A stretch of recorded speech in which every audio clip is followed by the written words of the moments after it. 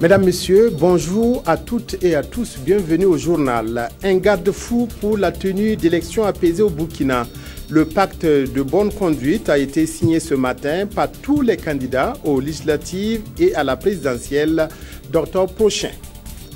C'est une campagne agricole à deux vitesses que connaissent les provinces du Boulougou et du Kouritenga. Le ministre de l'Agriculture, François Lompo, était sur le terrain pour s'imprégner des réalités du moment. Un pacte de bonne conduite signé ce matin au palais de Kosiam par les candidats aux prochaines élections. C'est un document de 17 articles dans lequel les candidats s'engagent à la sauvegarde de la paix, de la concorde sociale, à l'acceptation des diversités d'opinion et au rejet de la violence. En attendant d'y revenir dans un reportage, écoutons un extrait du discours prononcé ce matin par le président du Faso, Michel Kafando. Chercher à travers la signature de ce pacte est de faire en sorte que le discours électoral ne brise pas l'harmonie de l'unité nationale, que l'on ne se livre pas à des surenchères, à des diatribes, à des attaques personnelles, à une rhétorique qui aurait pour conséquence d'entraîner une fracture sociale. Mesdames et messieurs, la campagne pour les élections législatives et présidentielles s'ouvrira le 19 septembre prochain. Je voudrais, dans le cadre du pacte de bonne conduite que nous venons de signer, mettre l'ensemble des acteurs politiques devant leurs responsabilités. Les inviter à la retenue dans les propos et les actes, au respect mutuel et à faire confiance au vaillant peuple burkinabé. Nous avons tous intérêt à tourner la page de la transition dans un climat d'apaisement et de sérénité. Tout commande donc que dans l'ordre, la discipline et le respect mutuel, nous fassions de ces élections un exemple pour ceux qui nous observent, un exemple également pour notre cher pays, qui n'en sortira que grandi et honoré. À vous donc de jouer. Un reportage complet sur la signature de ce pacte de bonne conduite vous sera proposé au cours de nos prochaines éditions par Ernest Kambiré et Jean Zongo. Après Bobo Dioulasso, lundi, c'est Bamfoura qui a accueilli les conférences publiques portant sur le bilan mi-parcours de la transition au Burkina. Là-bas aussi, les forces vives des cascades ont été sensibilisées sur les enjeux des prochaines élections et le climat apaisé qui doit les entourer. Hassan Gourabou, Moussa Sano. Dans les cascades, le bilan de la transition est positivement apprécié par les populations. Pour les fils de la région qui ont échangé sur le sujet avec une délégation du ministère de la Communication chargée des relations avec les CNT, le Conseil national de la transition, d'importants acquis ont été engrangés en termes de liberté et de gouvernance. Raison pour les Burkinabés de se bousculer le 11 octobre prochain devant les bureaux de vote. Il n'y a pas de parti au pouvoir, il n'y a pas de parti d'opposition. Chacun va sur le même pied d'égalité que les autres. Donc nous avons intérêt, le Burkinabé a intérêt à voter. Les sensibiliser à aller voter et un vote vraiment objectif pour le développement du Faso parce que quand même nous avons un peu souffert. Pour le ministre de la Communication, l'objectif de la campagne d'information sur les acquis de la transition et de sensibilisation sur le vote dans les cascades semble être atteint.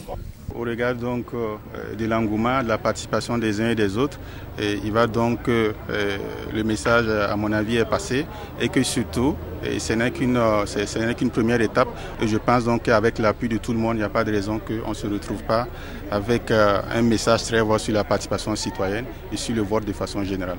C'est à travers 3 exposés que les 2 parties, la délégation ministérielle et les forces vives des cascades ont échangé. Il s'agit des objectifs et des acquis de la transition, du respect des valeurs démocratiques, gage de paix et de cohésion sociale, et enfin du sens du vote et de la participation citoyenne. Avant l'ouverture de la campagne électorale, il y a une campagne, celle-là agricole, qui mobilise 2 millions de Burkinabés. Elle a définitivement pris son envol et le ministre de l'Agriculture est allé sur le terrain Pour encourager les producteurs, François Lompo s'est rendu dans le Kouritenga et le Boulgou où il a visité plusieurs exploitations agricoles de riz et maïs. Le constat qui se dégage est que la campagne est mitigée à la date du 20 août. Reportage à la Sanzeo, Toueboum, Evelyne Dabiré. À cette date du 20 août, la campagne agricole dans le Boulgou et le Kouritenga présente une physionomie mi-figue, mi-raisin.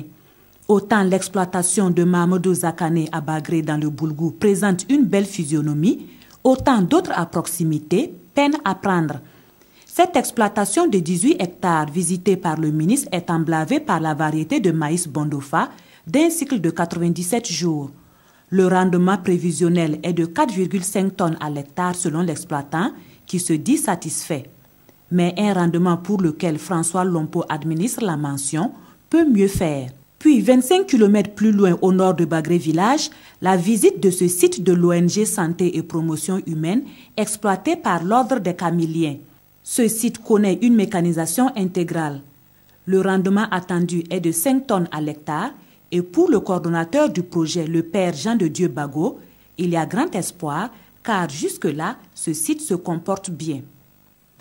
Autre lieu et visite d'une exploitation similaire. La rizière de 53 hectares à Liliougou dans le Kouritenga est exploitée par plus de 300 personnes.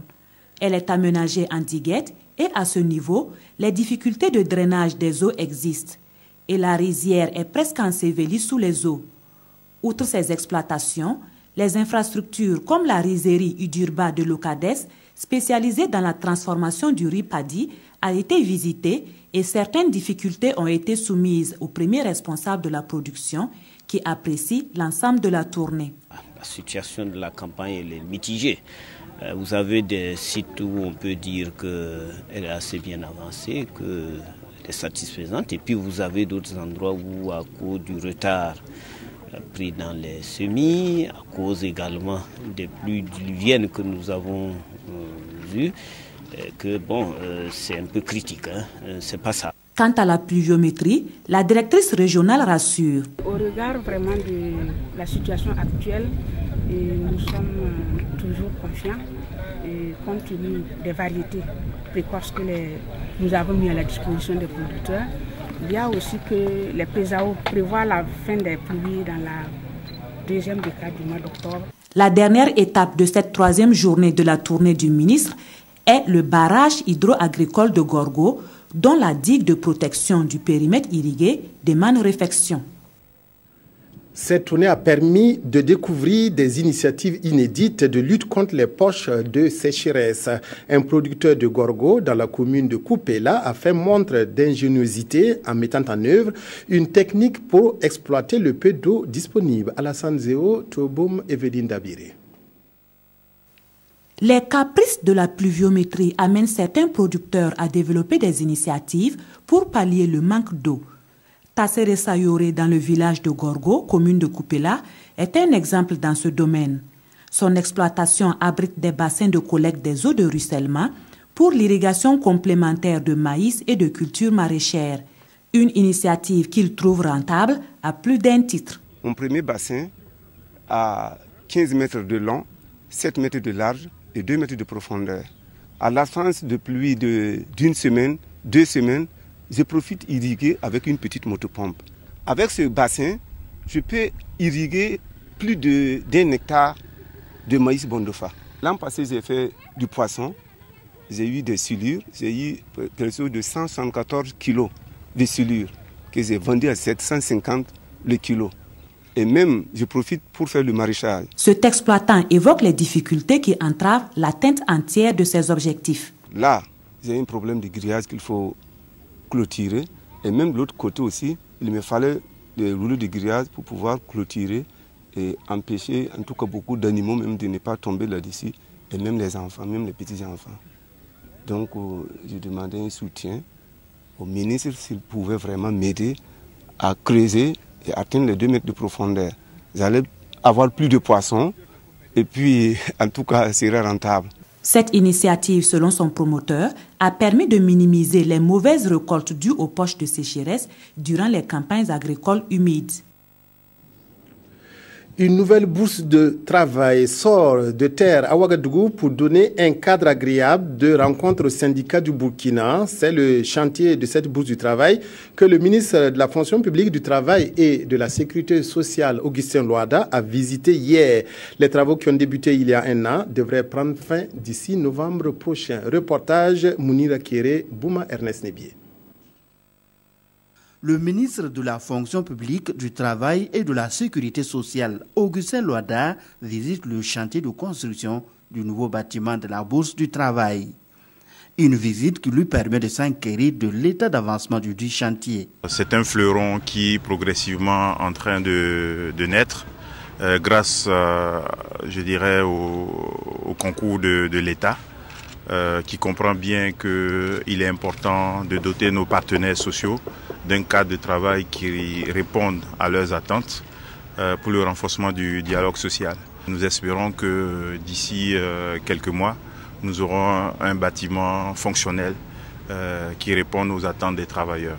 Entamé depuis le mois d'août 2014, la construction de ce bâtiment a pour objectif d'offrir un cadre plus adéquat pour les activités des centrales syndicales. Ça sera un ouf de soulèvement pour le mouvement syndical tout entier parce que pour ceux qui ont connu l'ancien bâtiment, on était à l'étroit et il y avait même des centrales qui travaillaient dans des conteneurs. Et vraiment, si on regarde dans la sous-région, nous étions le seul pays où les travailleurs n'avaient vraiment pas un local approprié. À l'heure actuelle, selon le maître d'œuvre délégué, les grosses œuvres sont terminées. Et si tout va bien, dit-il, le chantier sera achevé le 30 novembre prochain. Football, les finalistes du tournoi international de la solidarité des centres de formation sont connus. Demain, COSAF sera face au stade municipal de Ouagadougou. Les deux équipes se sont qualifiées hier lors des demi-finales en venant à bout de Raïmo et de l'AS Aztec. Les précisions de Yacouba Ouedrao. Ce sont COSAF et Salitas qui se disputeront la succession de Fabao Espoir en finale du tournoi international de solidarité des centres de formation de football. Salitas en jaune était face à Raïmo pour la première demi-finale de la soirée.